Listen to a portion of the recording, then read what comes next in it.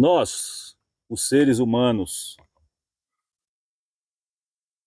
nós somos nativos desse planeta ou somos invasores exóticos, alienígenas, colonizadores? Meu nome é Daniel, este é o Meio de Sobrevivência, é um espaço dedicado ao sobrevivencialismo ambiental, uma filosofia de vida anti-apocalíptica. Neste vídeo, eu quero falar sobre a relação do ser humano com a natureza e como o aprofundamento dessa relação pode resolver os principais dilemas de nossa civilização. Uma tentativa de conciliação entre o moderno e o primitivo antes que seja tarde demais.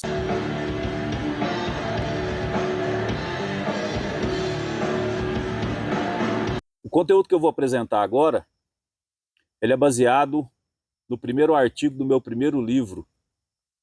Esse ensaio é intitulado A Humanidade Faz Parte da Natureza? É uma pergunta que eu sei, para a maioria das pessoas, parece que a resposta é óbvia, né? Afinal de contas, nós não caímos de uma nave espacial, né, aqui na Terra. Mas existe uma visão que vem sendo cultivada ultimamente, sobretudo entre os mais jovens, que avalia que a humanidade, que avalia que a nossa civilização, ela apenas destrói a natureza, ela apenas explora a natureza. E que isso não é moralmente aceito. E que uma série de medidas precisam ser adotadas para garantir o futuro das próximas gerações. E essas medidas, elas deverão ser adotadas com uma grande urgência, mas sem muito debate. Na qualidade de consultor ambiental há mais de 20 anos, eu defendo a tese que esse é o principal embate do nosso tempo. O ser humano é um câncer na Mãe Terra. E o que você faz com o câncer, você precisa combatê-lo, você precisa extraí-lo. E nesse caso, quem vai fazer esse combate, quem vai fazer essa extração? Outros seres humanos, ou seja, outro tipo de câncer. É fácil você perceber quando acontece alguma catástrofe natural, como foi no caso do Rio Grande do Sul, no início de 2024. Você vai ver as postagens e logo abaixo você facilmente encontrará comentários que dizem mais ou menos assim: existem muitas pessoas no planeta Terra, tem uma superpopulação, a solução para esses problemas é a redução da população. E você também encontra facilmente comentários que dizem que essas catástrofes naturais são nada mais, nada menos que a natureza, reivindicando o espaço que invadimos. E a natureza, então, agora ficou vingativa. E eles não tinham como estarem mais alienados do que estão. Na verdade, pode parecer, em um primeiro momento, se você estiver distraído, que controlar a população humana na Terra seja uma boa ideia. Mas, na verdade, não é bem assim. Se não existir uma população jovem com um número suficiente, capaz de pagar as contas, os sistemas de saúde e o previdenciário tendem a colapsar. Vão afundar junto o Estado, e assim que ele afundar, ele leva todos nós com ele. Como um grande navio, quando afunda, você vai junto, mesmo se você tiver um salva-vidas. Mas essa concepção moderna, eu acredito que a consequência dela é que as pessoas atualmente politizaram um assunto que é vital e é técnico. Então essa pauta, ela foi capturada, foi sequestrada pelo proselitismo partidário político, e de lá não pode sair nada de bom para a gente, não é mesmo? Eles estão usando isso como arma política. E basta você analisar os dois espectros. De um lado, o homem deve servir a natureza, de outro, a natureza deve servir ao homem. E avaliam ambos como coisas separadas. Isso, do ponto de vista da gestão ambiental, é um desastre. Meu trabalho é administrar as pressões sobre os recursos naturais causadas pelas atividades humanas. Mas eu não posso reduzir essas pressões reduzindo os humanos. Eu também não posso fingir que o nosso estilo de vida industrializado está comprometendo a nossa sobrevivência. Essa avaliação é moral, ela precisa ser calibrada pela técnica, mas ela não pode ter nada de política.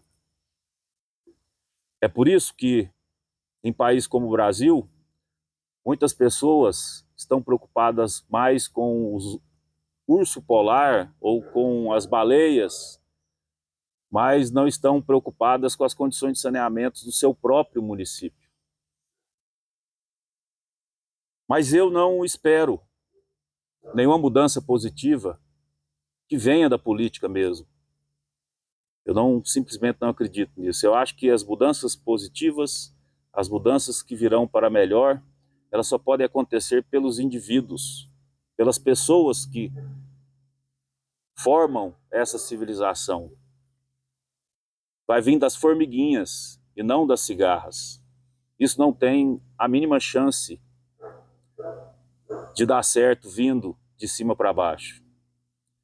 E esse é um dos motivos que eu publico meus livros, eu publico esses vídeos, para tentar usar a minha experiência de campo para ajudar as pessoas a se conectarem ou se reconectarem ao ambiente selvagem. Quando você está aqui fora, coloca mais sua pele no jogo, você calibra a sua percepção e muitas compreensões acabam acontecendo no automático. O primeiro livro que eu publiquei é intitulado O Básico para Não Ser uma Presa Fácil, um ensaio sobre sobrevivencialismo ambiental. Se você tiver interesse de conhecer meu trabalho, vai ter o link de um vídeo aqui, onde eu faço uma resenha do livro, para você conhecer melhor sobre os temas que eu trato nele.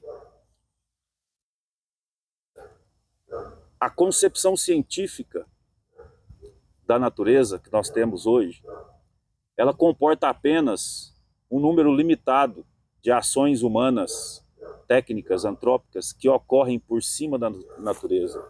Mas elas não são a natureza em sua totalidade.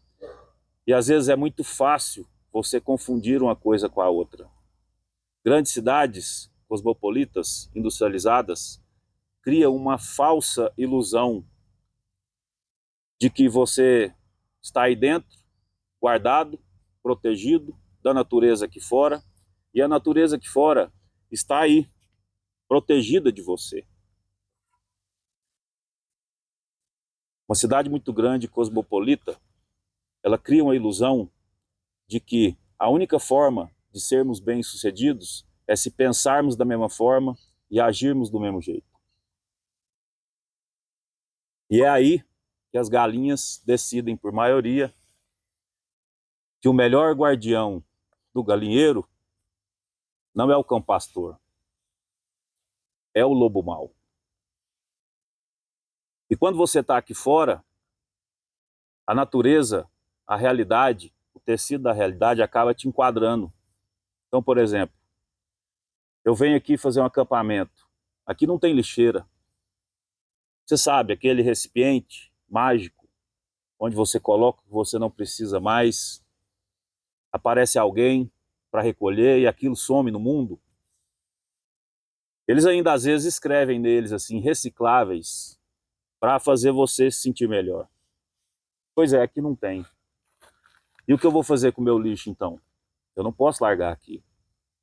Eu vou precisar levar o lixo embora comigo. Quando você acampa muitas vezes, quando você tem o hábito de acampar muitas vezes, você acaba planejando a sua traia para você não ficar lidando com resíduos inúteis. E com um pouco de prática, você acaba descobrindo que eu consigo fazer minhas atividades sem gerar nada de resíduo. Até porque eu vou pegar o resíduo que eu gerar aqui e vou ter que levar para minha casa. Eu moro na zona rural e não tem sistema público de coleta. Então eu tenho que pegar os resíduos, dirigir até a cidade, para levá-los a containers onde a prefeitura vai fazer essa coleta. Eu não posso ficar lidando muito tempo com resíduos em minha casa. Eu também não posso levar todos os dias. O gasto com combustível seria incrível. São mais de 30 quilômetros de volta. Eu também não tenho tempo para isso. Então, a minha única saída é escolher produtos, mantimentos, recursos que geram o mínimo possível de resíduo. E eu preciso ainda trabalhar com reaproveitamento, trabalhar com reciclagem, trabalhar com compostagem, e aí sim, o pouco que sobrar, que for inservível, esse sim eu teria que dar a destinação final correta.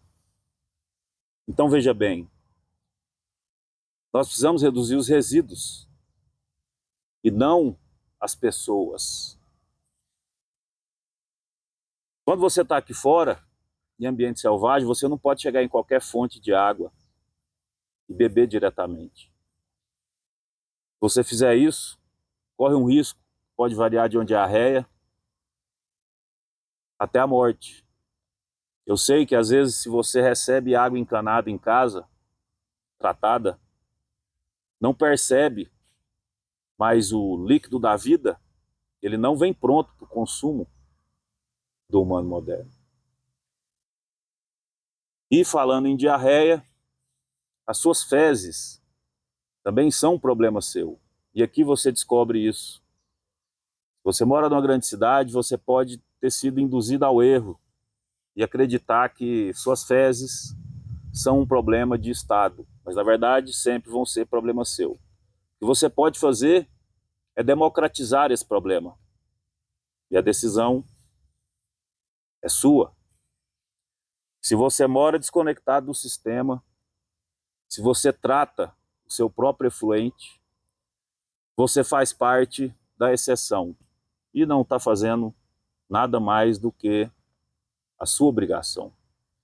Agora, se você mora no sistema, conectado no sistema, nesse momento você e as outras pessoas estão usando os córregos e rios de seu município para afastarem de vocês e diluírem para fora as suas próprias merdas. Mas aqui você não pode se dar o luxo de não seguir normas básicas ambientais e sanitárias.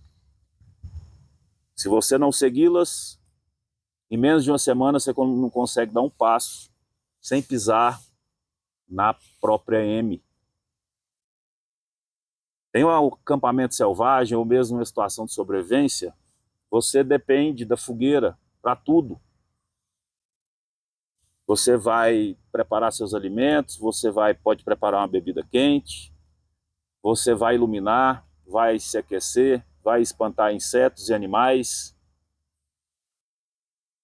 E essa energia, ela não é gerada do nada, no vácuo. E alguns dias acampado, você consegue perceber facilmente que você precisa dessa fonte de energia o tempo todo e que uma hora a lenha seca ao seu redor vai acabar. E mesmo estando numa floresta, vai ficar mais fácil uma hora você mudar o seu acampamento e ir atrás do recurso. Isso traz um contraste muito grande com o estilo de vida moderno, onde você fica parado, aperta alguns botões e o recurso chega até você. Isso aumenta a tendência da acomodação e isso aumenta a tendência do desperdício, do consumismo excessivo. E esse contraste enorme da vida no campo ou da vida em um acampamento selvagem com a vida moderna é justamente a diferença entre o estilo de vida nômade e o estilo de vida sedentário. Os humanos conseguiram modificar mais o ambiente, controlar algumas variáveis, então hoje nós estabelecemos raízes em determinados locais. A pressão sobre os recursos naturais aumenta, nós vamos buscá-los cada vez mais longe, com uma pressão muito maior sobre os ecossistemas e uma pressão muito maior sobre o nosso bolso. Eu acredito que essa desconexão é gerada porque as pessoas vivem, a maioria do tempo, em um ambiente editado, onde o ar é falso, a água é falsa, a comida é falsa, as notícias são falsas, a música é falsa, e as pessoas acabam também se tornando falsas. Versões falseadas de si mesmo que refletem uma versão falseada do universo. E tem aquela velha frase, né? Se o mapa está diferente do terreno, o que está certo é o terreno. O mapa está errado. Então você imagina essa vida moderna como se fosse o mapa, mas esse aqui é o terreno, é onde você tem que checar se o seu mapa está batendo, se ele tem alguma validade. Certa vez eu vi uma palestra do Rupert Spira, e no final dessa palestra, uma das pessoas tinha uma dúvida. Ela dizia para ele que quando ela estava correndo, trilhando, acampando na floresta, ela sentiu uma sensação de pertencimento, uma sensação de integração com o meio, uma sensação de integração até mesmo com o divino. Mas quando ela voltava para a cidade, voltava aquela barulheira, aquela poluição, aquele trânsito, aquela correria, voltava também aquela sensação de solidão, de isolamento, de limitação. E ela perguntou o que fazer nessas situações. E Rupert respondeu: volte para a floresta. Continue voltando para a floresta. Continue se fortalecendo. Até que o mundo material, artificial, não seja mais capaz de persuadi-la de que você não passa de um ser encerrado, preso em si mesmo. Eu acredito que a mudança da relação do ser humano com a natureza, ela precisa partir de indivíduo para indivíduo, de família para família, de comunidade para comunidade. E o fortalecimento do indivíduo é o primeiro passo para isso. E o fortalecimento dessa relação com o ambiente externo, primeiro você precisa estar no ambiente externo. E quando você pratica, e quando você constantemente está calibrando o seu sistema de percepção ambiental, você consegue se livrar dessa fantasia compartilhada, dessa histeria coletiva, de que o problema da degradação ambiental, a degradação cultural ou humana é problema dos aliens, e não um problema seu também. Você passa a não se sentir mais um invasor e passa a se sentir mais responsável pelos seus aspectos ambientais. É como diz aquele velho provérbio: você pode levar o cavalo até a água, mas você não pode obrigar o cavalo a beber. Mas a minha sugestão é que você passe a observar e a cuidar disso pessoalmente. Pare de terceirizar as soluções desses problemas para os políticos, que são, por definição, profissionais da projeção de culpa. Meu nome é Daniel, este é o Meio de Sobrevivência. Agradeço a sua atenção até aqui. O meu objetivo com esse conteúdo é te demonstrar que mesmo no caos, você não precisa ser o predador do topo da cadeia alimentar. Você só não precisa ser uma presa fácil.